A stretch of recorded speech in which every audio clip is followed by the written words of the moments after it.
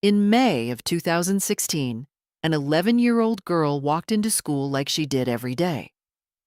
She was a student in a special education program for children with emotional and behavioral disabilities, a program called Focus Point Academy, staffed and funded by the Pasadena Unified School District.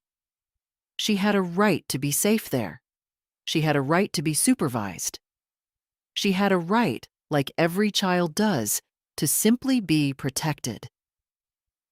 That day, none of that happened. A teacher's aide had been assigned to watch over her. Instead, the girl was left alone with 3 male classmates. What happened next would take years to be acknowledged, let alone addressed.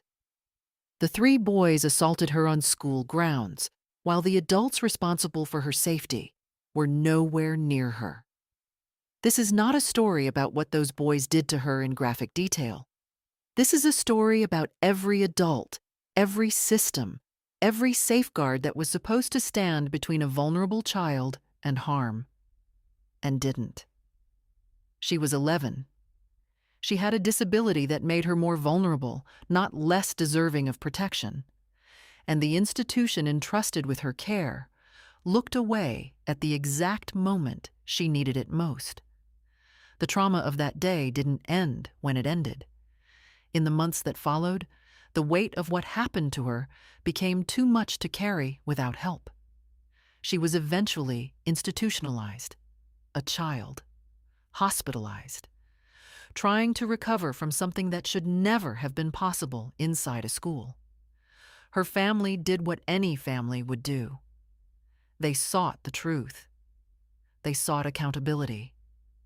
They sought some form of justice for their daughter. What they got, instead, was resistance. For more than 5 years, the Pasadena Unified School District denied that the assault had even occurred. They denied responsibility. They denied negligence.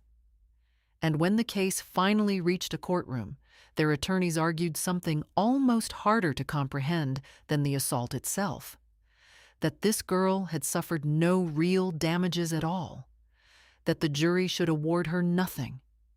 5 years. A child who had already lost so much was asked to wait 5 more, while the institution that failed to protect her fought to avoid saying so. In August of 2022, a Los Angeles County jury delivered its answer. They didn't believe the district's denials. They didn't accept that an 11-year-old girl assaulted on school property while left unsupervised had suffered nothing.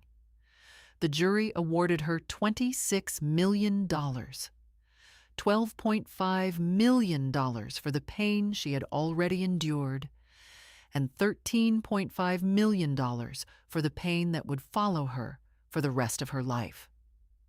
Her attorney, David Reuter-Fair, said it simply: "This verdict demonstrates that all children, regardless of their disabilities, deserve to be protected."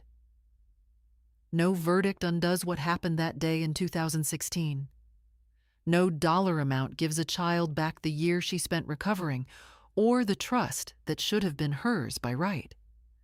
But the case still matters. Not as a tragedy to consume, but as a reminder. Children with disabilities are not less worthy of vigilance.